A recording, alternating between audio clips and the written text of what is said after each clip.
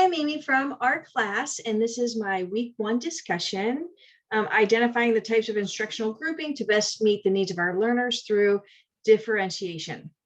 I'm going to not go in order because I'm going to jump around a little bit to give you an idea of what the examples that I used. Well, first of all, the Common Core Standard is the key idea and details, which is the ELA literacy, which is reading and literature 4.1, 4th grade first standard.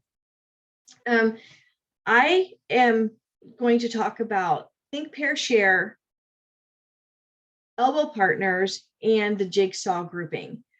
And then, so what I did was in my reading comprehension group,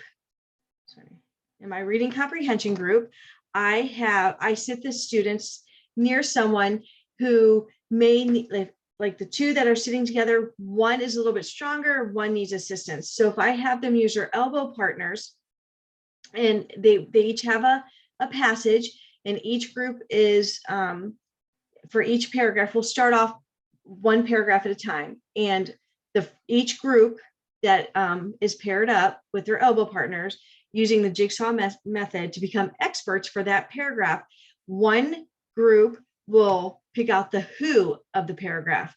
Another group will pick out the what, the when, the where, and the why.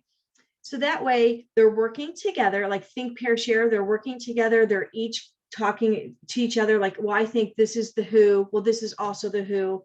So they're becoming experts for that one paragraph.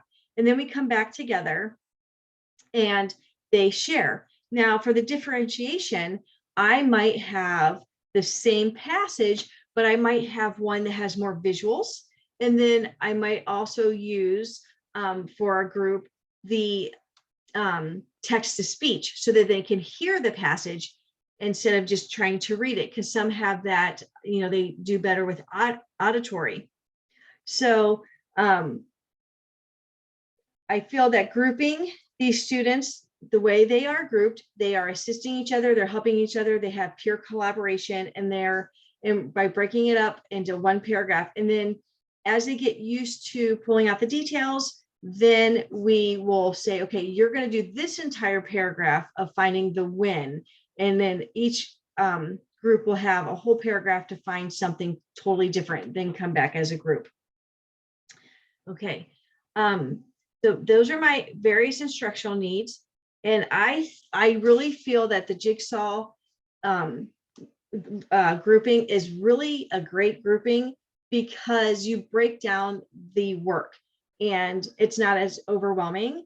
And for my children in the Learning Center, they come in, and if I give them a huge passage or more than one page of reading, they shut down. So being able to break it up and giving them one piece to be responsible for, and then they get to address it and talk about it, I think that's such a great idea.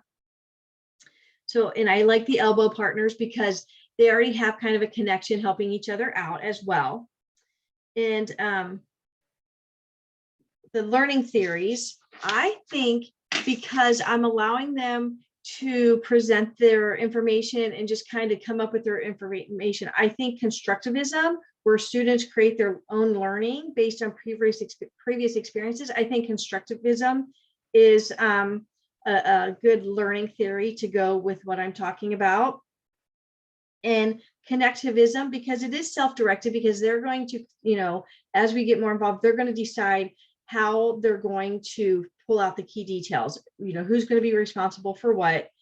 And I just think the cognitive learning, obviously, we could probably, the more I learn about and get more in depth with the learning theories, I could probably pretty much put all of these into this activity.